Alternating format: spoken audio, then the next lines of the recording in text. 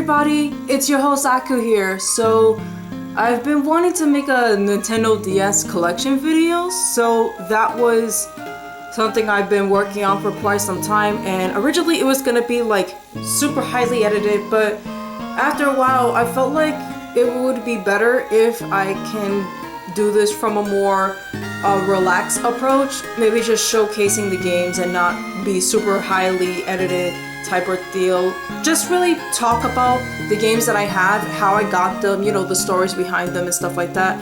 Also, I'm going to divide the collection video into two parts. So this video is going to be dedicated for like my boxed games, and so that would mean my follow-up will be dedicated to all of my loose games. And trust me, I have way too fucking many of them in one video, so it would be best that I separate the boxed and the loose games and just really take it from there. So I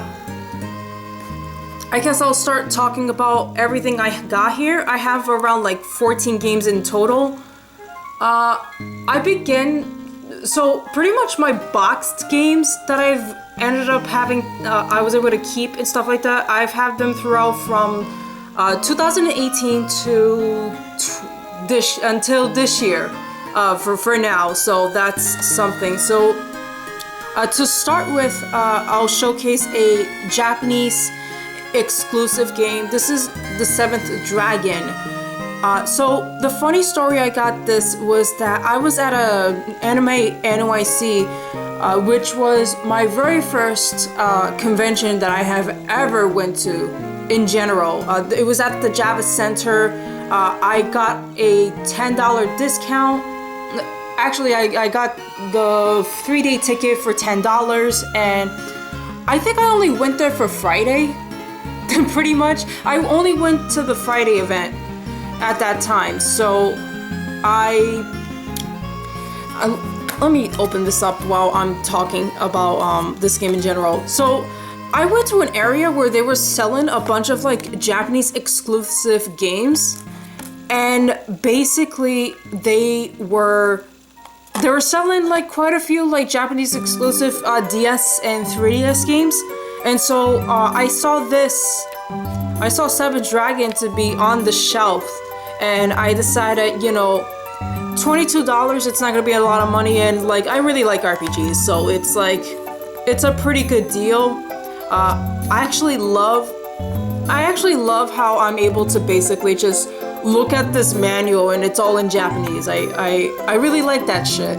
I really like that shit. Because, and actually at the time when I got this game, it felt really surreal, because this was actually my very first Japanese import, and I never thought that I would be able to get a Japanese game in general. This is like my very first Japanese game in general. So that was literally something, and I thought that was really, really special. And I've kept the game, you know, in its box for a very, very long time. It was never sealed. I never opened. It's not like there was ever sealed. It was kind of like, I'm pretty sure it's used, but yeah. I actually really like the character designs here. It's kind of cool. For those who don't know, there was a localization for Seventh Dragon 3 Decoded. There was a total of 4 Seventh Dragon games in the series. The other ones were like for the PlayStation Vita, like the PlayStation Portable. Okay, so my next stack of games here is that I got these 3 games specifically from I think they call it Video Games NYC. So there's this retro video game store like in Manhattan and shit like that. I actually went there with 2 friends of mine during the summer. So I went with them to the store. It gets pretty crowded because of how the store's layout is. It can get pretty crowded easily.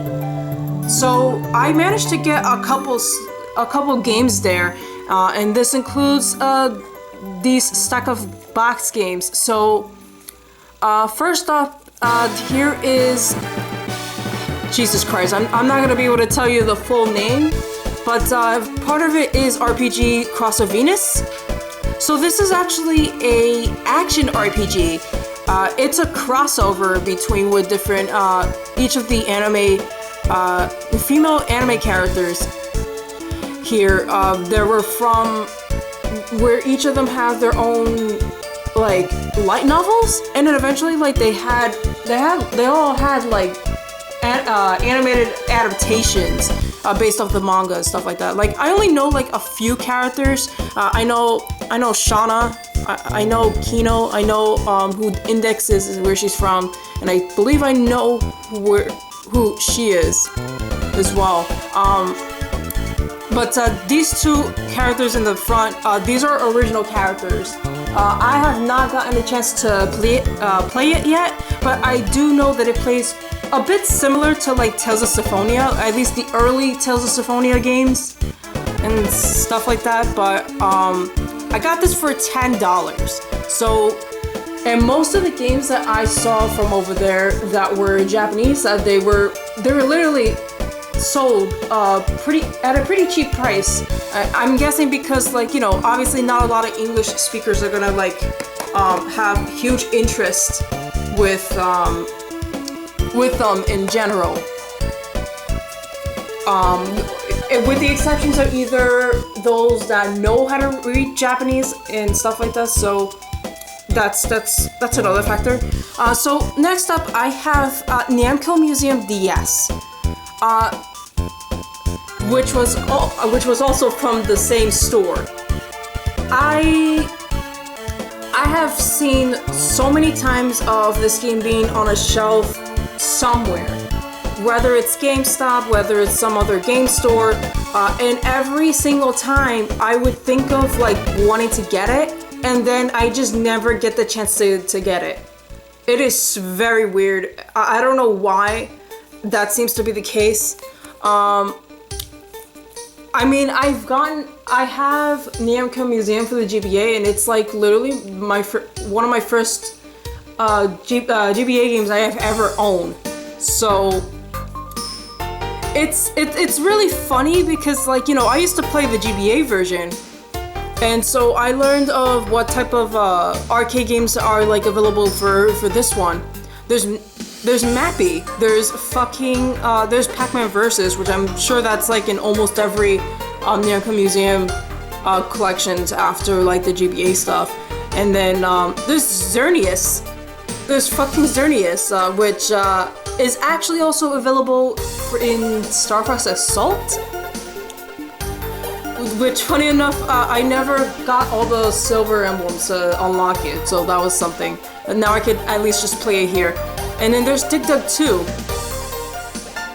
And then obviously there's Pac-Man and like Galaga. Who could go wrong with that? You can't go wrong with that, right? So I finally got the game, and I was able. And before you ask, yeah, I did play Namco Museum DS before purchasing it, but it was through like an R4 and stuff like that. So okay, so. I could not believe that I was able to find this game. It's literally it's shrink wrap here. But the thing is that if you look at the label here, it says complete and then it says used. And so it made me think like, oh, so maybe somebody else might have opened it, played it, but then didn't want it anymore, and so they decided to fucking reseal it and stuff like that. But I'm sure it still has the contents. I'm pretty sure it has the manual or whatever other knickknacks that it might have most likely have. So I've actually played this game. I played this game. I actually finished it like around 3 times. So and because of that, I decided to just literally buy a physical copy for it, you know, because it's nice to have, it just feels nice to physically own something that you've played for quite a long time. So yeah, now I can just, if I ever want to like play it again, I can open this up and then play it on my 3DS. Because that's one of the benefits of actually owning shit. Is that you could play it on a 3DS and like not having troubles being held back that a fucking R4 is not gonna work. Alright, so next up, I do want to talk about my most expensive game that I've ever have here. So this is Onimusha, Secret of the Divine Jewel. So this is a very it's a turn-based RPG. It's pretty archaic because sometimes I've heard of how every 5 steps or every 2 steps you're gonna end up meeting with enemy encounters and stuff like that, and that's it. Hearing how a pain in the ass that can get. But you could tell maybe like the graphics, this is what it looks like. It's turn-based, and then there's like this overworld world type of stuff. So I got this from, and there's a funny story with this. So I've learned that there was a video game store near my home. It was a retro video game store. They sell a lot of things. They sell like PlayStation 1, Nintendo 64. They got like fucking GameCube stuff. They got like GBA stuff, DS, 3DS, you fucking name it. They literally have it. And so one day I learned that basically I've heard the store was nearby my home, and I learned of the locations for it. Let me showcase the manual as I'm talking about this, and I checked out, you know, what they have, and I ended up buying a couple things, and this game happens to be one of the games that I chose to buy from there. And from what I've known, I've heard for a very long time that this game was like American exclusive. It was never released anywhere else. That it didn't sell all that great because obviously not a lot of people know about Onimusha, or that it's probably too Japanese or some shit like that. But I asked the seller, you know, I'm going to buy it, and he looked at me, you know, like pretty surprised. And he told me that, how there were several other people while he was working there that have asked to take a look at the game, but would always like put it back. And so he literally told me that I'm literally the only one that basically said that they want to buy it. And he literally just called me, I was called a brave soul. He told me that I'm such a brave soul for deciding to buy this game. And I found that like really, really funny. So yeah, very nice artwork. I've watched the anime, and I believe I've read a few manga volumes when I used to like go to the library and such, and back when they used to have like manga like in some library I used to go to. So that was really such an interesting thing. Also, yeah, it's my most expensive game. I think I paid exactly around $100 flat. Okay, so next up, this is another interesting game I got here. This is Digimon Story Lost Evolution. So what actually happened here, let me see if I can put this back a little bit while I'm adjusting my leg. So what actually happened was that I went to a store one time, and I saw a Japanese Digimon game, you know, for the DS that was displayed on the shelf. Thinking that it was Digimon, thinking this was Lost Evolution, I did a little bit of photo investigation, and it turned out to not be the game that I wanted. So I ended up not buying it, and so actually for a long time I've always wanted to get a physical copy for this. This is Lost Evolution, and I wanted to, because I played this game on the R4, and I was really far into the game, but I've always wanted to get a physical copy. So the following day after me going to the store, and this was a day prior to my trip to Comic-Con for the very first time. So this was last year. I went to eBay, and mind you, I've never purchased anything on eBay. So for the longest time, I've never bought anything on eBay, but I was really nervous about purchasing anything on eBay. So I found this copy, and it was being sold for $25. So I was like, you know what? It's $25. It looks like they showcased the full thing. It looks like it's made in Japan. So hopefully, I feel like sometimes the customer service, like in Japan, they do a much better job with their inventory. They take good care of their inventory stuff, really, really well. So I purchased it. I waited for maybe around like a week and a half, and this came by the door, and I checked everything. So I checked everything, making sure that everything is here and accounted for. I just want to make sure, at the time, I just wanted to make sure that the game was okay. I want to make sure that the game looks good, condition-wise. Like, it looks great. It looks great here. Everything here, it looks great. Everything looks great. There's nothing like super ruined or anything like that. So that's literally something. So I basically got this game, and this was actually before the release of the translation patch for this game. So there is an English patch for this.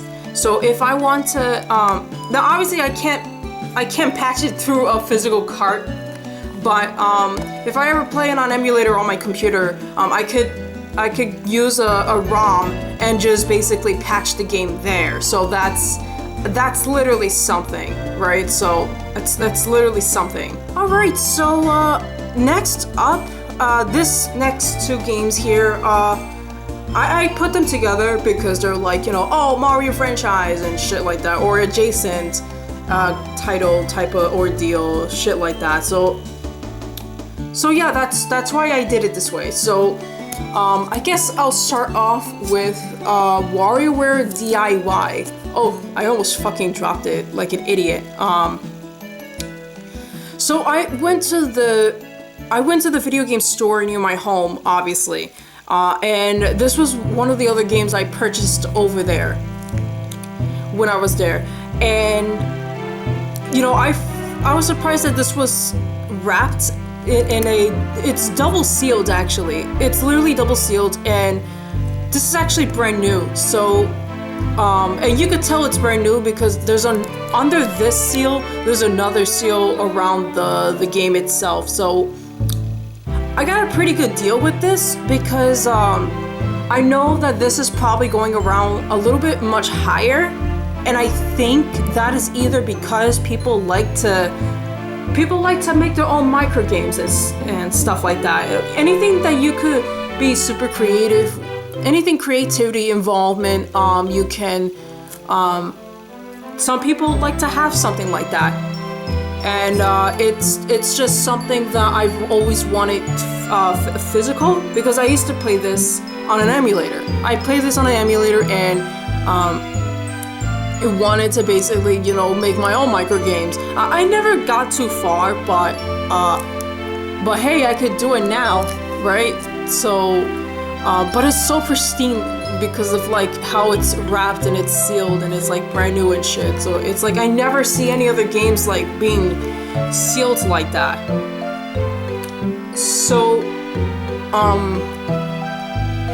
obviously this next one is Super Mario 64 DS. I know I've made mentions of like some of my not too favorable opinions on Super Mario 64, but the thing is that I don't hate Super Mario 64. It's just more like I have a couple of issues with Super Mario 64 in general, with certain aspects, really. But I still enjoyed the game in general, and I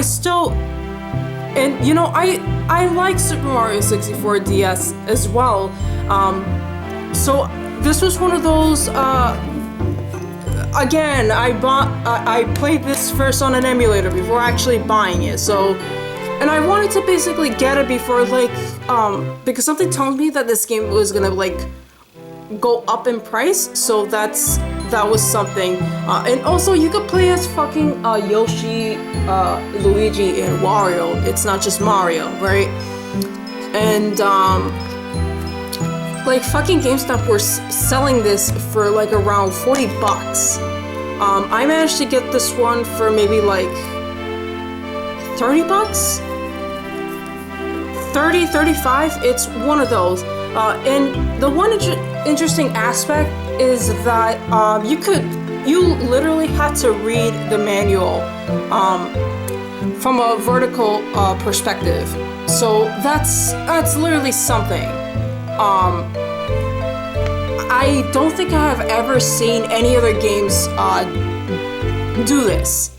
And mind you, this is a fucking launch title. Just like the original Super Mario 64 for the Nintendo 64, this game was also a launch title for the DS. This is one of the games that was available for launch, and I actually really fucking love how they still use the render. They literally use the fucking render, kind of from Super Mario 64. So that's just a really cool shit that can happen, right? So yeah, there's Mario, there's Yoshi, and then on the next page you see Luigi, you see Wario, all their strengths and weaknesses that is literally showcased here. I actually really love the artwork, and I love how everything's displayed, and why can't we have manuals anymore? The fucking 3DS stopped with the manuals after some time. They were still making manuals, but companies stopped making manuals, or at least they stopped making physical manuals, which kind of sucks, right? So next up here, this is Drawn to Life, the next chapter.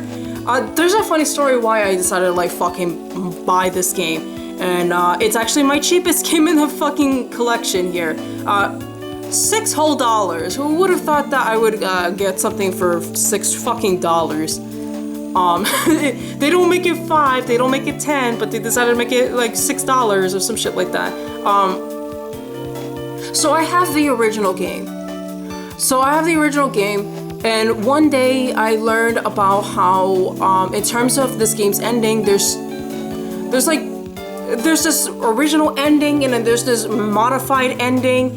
And I thought because it depends on which copy you get of the game, I either get the original print run and then maybe some reprint runs or some shit like that. But no, the ending that your copy gets is actually depending on whether or not you have the individual release or you get the Drawn to Life collection.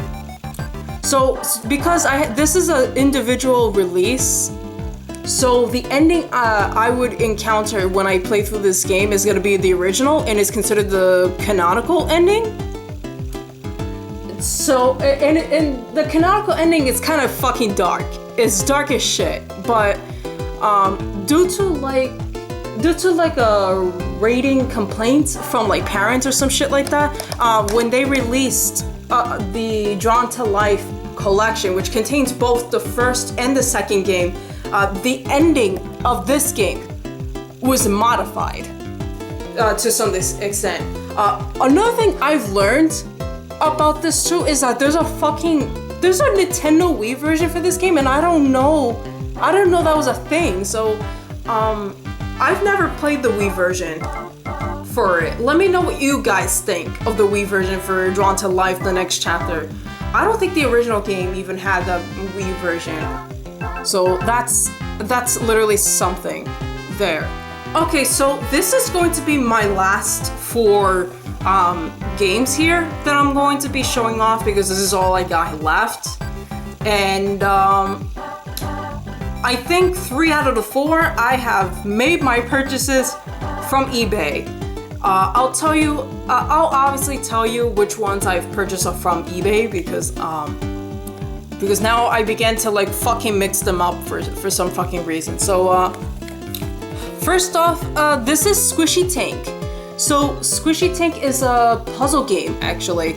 It's about you touch like color-coded like of the squishies, and you basically like you keep tapping and you pop them. You have to like match a certain amount of like of the colors, and basically you also get through like the story of what goes on with these Squishy Tank characters. They're being trained by this guy here and stuff like that to fight war and shit like that. So it's pretty cute. It's pretty cute. You basically touch and you tap the squishies and stuff like that. Showcase the manual and the game itself. It's right here. It was published by Natsume. I don't think not a lot of people know about this game in any shape or form. I think it's probably a pretty underrated puzzle game. I think a lot of puzzle games for like the DS is like pretty underrated. So yeah. Oh, so fun fact, there's like apparently plushies for these Squishy Tanks. If you get through the staff credits and stuff like that, like there's like the developers decided to take fucking pictures of like these squishy those squishy creatures and basically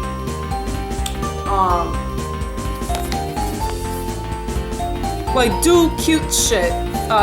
Literal plushies. I'm not sure if they actually sell those plushies, but it is kind of fucking adorable. So in case anyone wants to like fucking get one, maybe there might be available. I'm not sure. But yeah.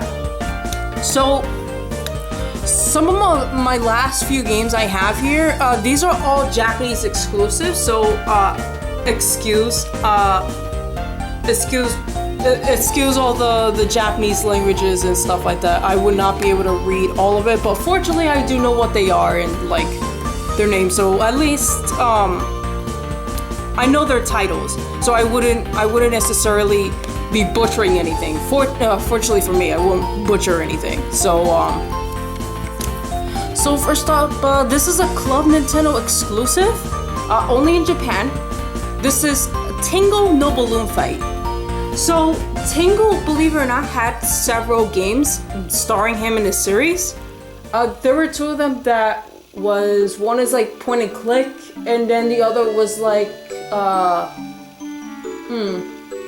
but the game mechanics is like getting a bunch of rupees and shit like that, but your rupees are also kind of like your lives. So if you have 0 rupees left, then like, you die or some shit like that.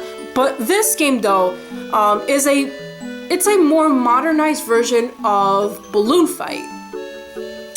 And yeah, that's all I can really say about it. If you know Balloon Fight, then you know this is what this game actually is. I remember enjoying Balloon Fight, so that was really something that I remember playing Balloon Fight. And I remember really enjoying it a lot, and I remember really enjoying this game quite a lot because of it, so that's really something. There have been a couple of other Club Nintendo exclusive games, but I don't have any of them, and this is the only one that I seem to own at the moment, so there's that.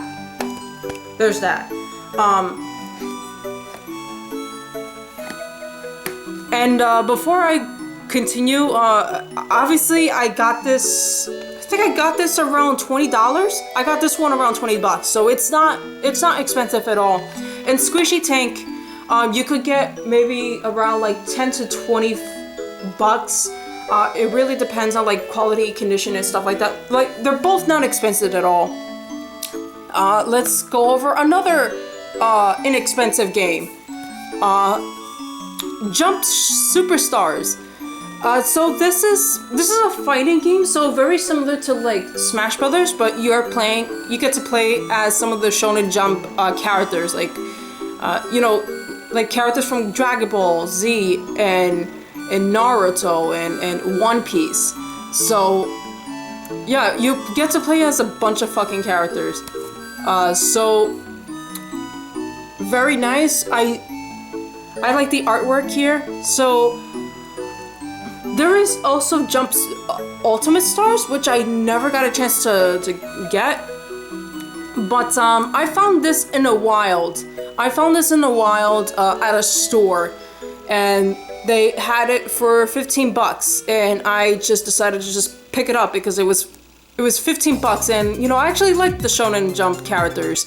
I've watched a couple of their shows. I've watched Dragon Ball Z and the original Dragon Ball when I was a kid. I watched Naruto. I've watched Bobobo, One Piece. Surprisingly enough, there's also JoJo Bizarre. There's like JoJo Bizarre Adventure characters. Like I see the main guy here. So yeah, there we go. Also, there's a Yu Yu Hakusho. There's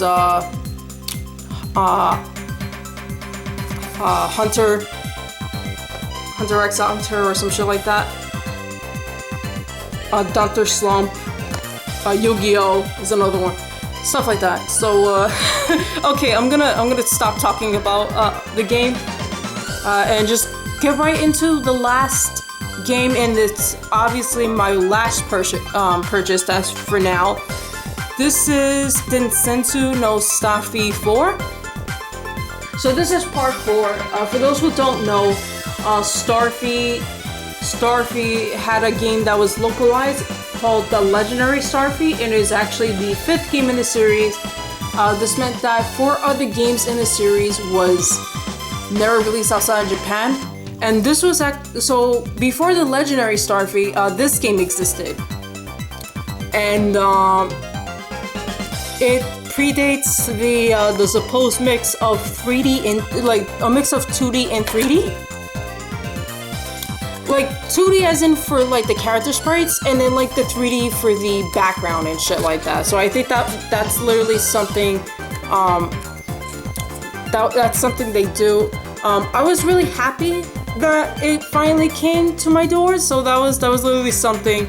I was actually really feeling down the last couple days, and before I went out for grocery shopping, I opened the door of my apartment because I was about to leave, and I found the package that belonged to me that was left by the door. So, and I found this game right at my door, so I opened it, and I was like really happy. And I'm so happy because I am planning to get all the Starfy games for the collection. I know the other 3 are like GBA stuff, and I don't necessarily plan to collect too much of GBA games because honestly, it's not easy to collect GBA games, if I'm gonna be real honest here, because the GBA is pretty infamous for like, is pretty infamous by people creating like fake hearts. And the problem, and now you would think like, oh, this might be a good thing. That means more people could get to buy GBA games that they always wanted. And it only sounds good on paper, but the problem is that a lot of times when you buy fake hearts, a lot of times is that they will basically, they'll tend to have the wrong save format because the GBA has so many different save formats, and there's no consistent standards for that. Some save through battery, some don't save through the battery. SRAM. There's many different types of save data formats for the GBA. I think fortunately that's not the case for DS, but it is still easy to basically get fooled by whatever fake cards you end up getting. But from what I've done research, every single games I have here, they are legit, they are real. So I don't have to worry about that. I know when something is like a fake or when something is like legit. So that is something that I do get. And especially like with Japanese games, it's when it comes to Japanese games, there is a lesser chances of like a game to be like complete fakes, because technically speaking, it's like a lot of times sellers will try anyone that does fake cards. They'll mostly focus more on